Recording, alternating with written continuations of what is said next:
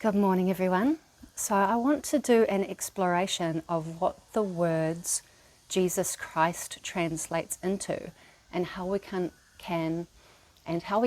unpack this information into helping us do the monthly Sacred Secretion through the lens of Daoism and the Irish Bible. So Jesus Christ. In Irish, Jesus Christ is actually spelled like this. IESA, Christ. IESA Christ. So in Irish, when we look at the word IESA, it breaks down into three aspects.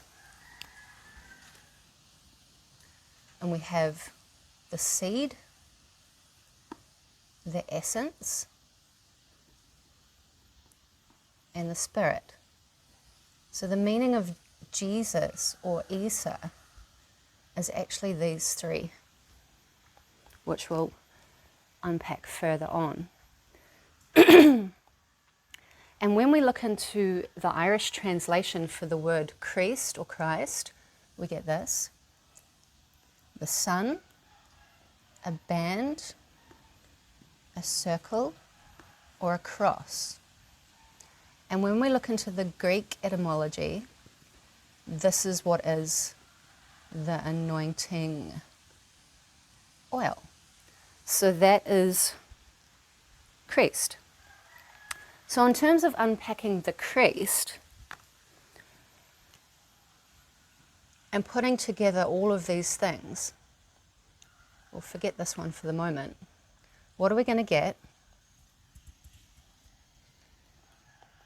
A symbol for the sun, which is also a circle, which is also a band, and then we have the cross. So this is the 4 seasons that we can track, the solstices and the equinoxes, to divide the year into the 4 seasons.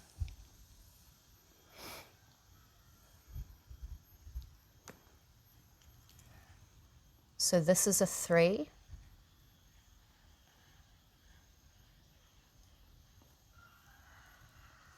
And this is a 4. And the anointing oil, that's going to be relating back into the cerebral spinal fluid. So we can also look at the cross in another way, particularly relating to the position of Jesus on the cross. And when we divide the circuit, the band or the circle, into this formation, we've got Jesus on the cross. And each of these portions is 33 degrees. So this is the 33 degrees when Jesus died on the cross. And we can fit this triskelion in like this. So you can see how using all of these ancient symbols starts bringing together this concept of the IESA Christ. Because what it is these 3 aspects of the self, the person,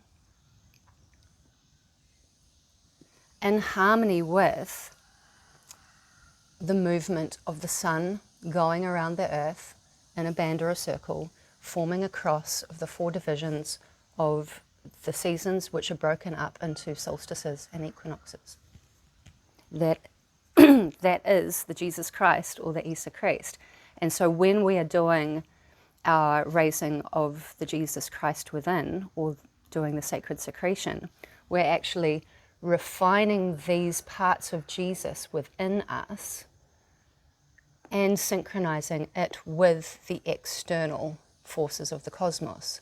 So this is the as within and the as without and the as above, the so below, because the human is the one standing upon the earth with the cosmic forces above. So how can we relate this back into what the Daoists teach us? Daoism, Dao meaning the middle way or the path. And what is this middle way or this path? It is to become the balanced one in between these two polarities. And if we look into, the parable of Jesus between the two thieves, thief 1 and thief 2, and if this is Jesus, we can actually bring in another cultural inspection from the Vedics. So we have these concepts in Vedic philosophy pertaining to these three aspects of the self. We have over here tamas, we have rajas, and in the middle we have sattva. So you can see here I've drawn a negative polarity and a positive polarity with regards to tamas and rajas. So what do these two things mean? Tamas is the part of our mind, our personality, that is the lazy one, the lethargic one, the one that doesn't want to try, the one that expects everything to come to them, the one that complains a lot, the one that's a little bit entitled, right? And so on the opposite polarity of that, we have rajas. Rajas is the fast one, whereas tamas is slow. Rajas can be prone to anger or outbursts or moving too quickly. A lot of the monkey mind kind of things in here. Fast, fast, fast, quick, get it done. In between the rajas and the tamas, we have the middle path, the middle way, which is the sattva or sattvic state of mind, which is not too much of this, not too much of that, but within the practice of self-realization has learned to manage and harmonize within these two opposing forces that are ever present in every single human being. So the sattva is the saintly, the godly, the good, the not getting angry, the not craving after anything, they're not desiring, they're not pushing anything away. The sattva is that middle way, that path in the middle. And so when we relate this back to that parable of the two thieves, we've got a good thief and a bad thief, right? So we could call tamas the good thief. The good thief is a little bit of a sycophant, a little bit like, hey Jesus, I always did believe in you, but you know, when you get up to heaven, can you put in a good word for me to God, because I really, really do believe in you now. A little bit too late. And then the rajas, he's like, yo, Jesus, why don't you get me down off this cross, get yourself off it too, while you're at it, save us all, save yourself. Like very me kind of energy. Both of them are a little bit me. And so the Jesus in the middle has to contend with these two imbalanced aspects of the self before he can ascend. Well, he's not ascending yet, but before he can actually perform this ritual, which is to leave the body. So this is a way we can link this Daoist middle path back into the Bible, and interesting, back into the Vedic philosophy. So another symbol in Taoism that we can use to describe these kind of energetics is this Tai Chi, which always has a yin side polarity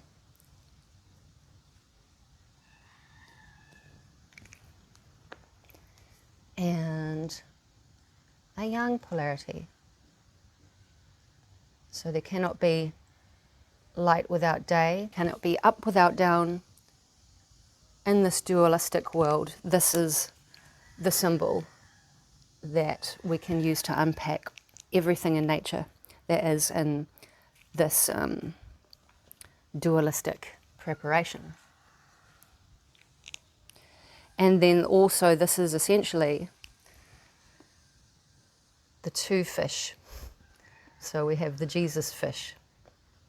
All right, so we have this Tai Chi fish going one way and going the other way.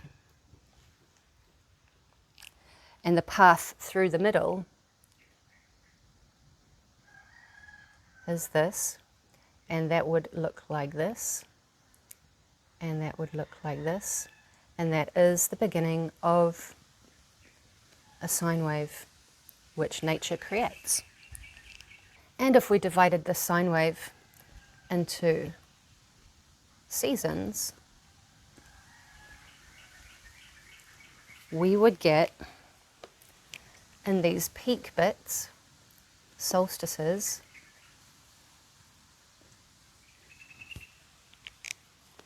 and in these bits we get equinoxes,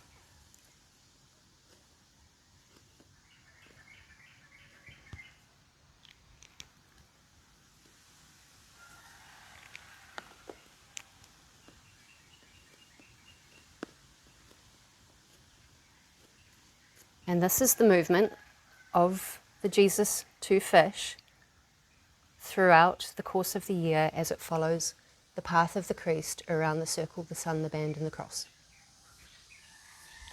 And we'll get more into this in another video because it's very interesting in how we can use this rhythm in terms of what the Taoists have taught us with specific lessons with 3 stages that we can plan this out to be in perfect harmony, so we can raise our Jesus Christ or do the Sacred Secretion without too much imbalance while we're trying to harmonize our inner world with our external environment.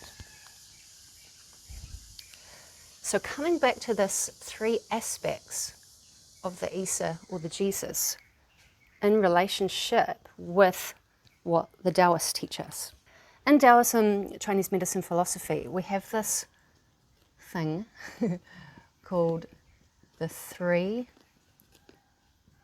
treasures. And so what is that? We have Qi, Jing, Shin. And when we relate these back to this, we're going to find a very, very interesting crossover. So what does Qi mean? Qi is essentially vital life force. And we can get that through external resources such as food, water, nutrients. And we can also get it directly from source. In a basic nutshell. And so Jing, this actually translates into what? Essence. Essence, essence. What is this essence? It's really talking about our DNA blueprint and our cellular memory, and also our lineage, what you would call genetics, or the parental information. And that is all stored in the kidneys, and it's delivered into the reproductive region of the body to produce life from when people make babies.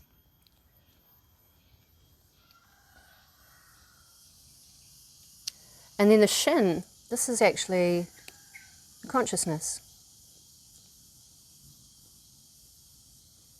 So in terms of consciousness, it is the eternal consciousness that experiences all lives across all times, across all dimensions, and it remembers everything. So this is the 3 aspects of these 3 treasures, which have a very strong correlation to the meaning of Jesus, or IESA. But you may be thinking, well, what about this one? What about Qi, this vital life force? How does that relate to the seed? Well, it's pretty simple when we look at it in terms of nature, which is what Taoists are. Taoists follow the observations of nature and apply those external natural phenomena observations to the body within. So What is chi all about? It's a vital life force. We can get it from external resources such as food, water, nutrients, and also source energy, or the energy of creation. It's also a little bit about electricity. And when we think about what does a seed need, what does a seed need to grow and turn into a plant or a flower or whatever it's going to be, it needs sunshine, water, and nutrients. So does a human. So we can see the chi and the seed are very, very easy to combine together as one concept.